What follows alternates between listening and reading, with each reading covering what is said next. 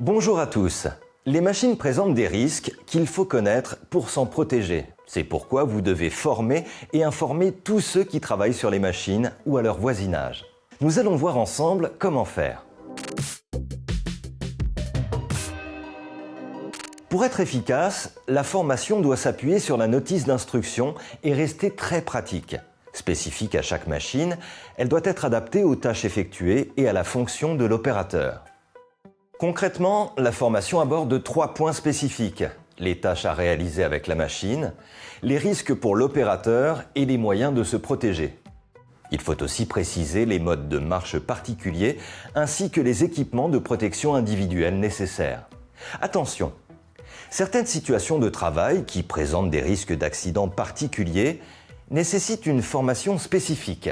C'est le cas des opérations de maintenance et de modification, mais aussi du travail en hauteur, des interventions sur équipements électriques ou bien de la conduite d'engins mobiles ou de levage.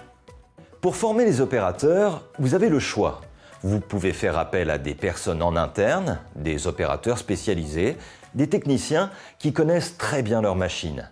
Assurez-vous quand même qu'ils sont volontaires et ont des compétences pédagogiques.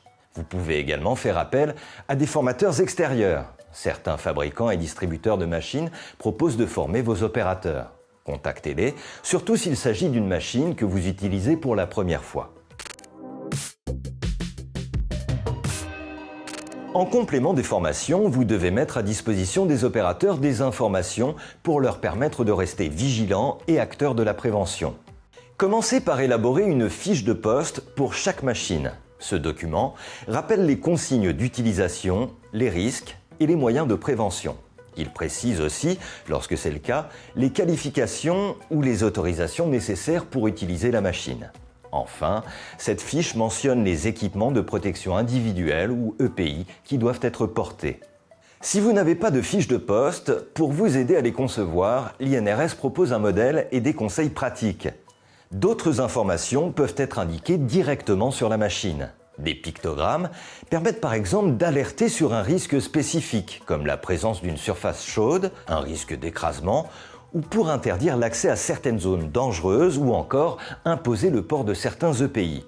Attention quand même à ne pas surcharger d'informations l'opérateur. Enfin, pensez à organiser des temps d'échange sur la sécurité des machines lors des réunions d'équipe ou au moment de la prise de poste. Quelques minutes suffisent. Il est important de le faire régulièrement pour maintenir l'attention des équipes et informer les nouveaux salariés. Ça vous permettra de collecter des retours d'expérience essentiels pour faire évoluer la prévention. Résumons. Pour former les opérateurs, faites appel à des compétences en interne ou en externe. Pour les informer, communiquez à l'aide de fiches de poste, de consignes affichées et lors de réunions d'équipe.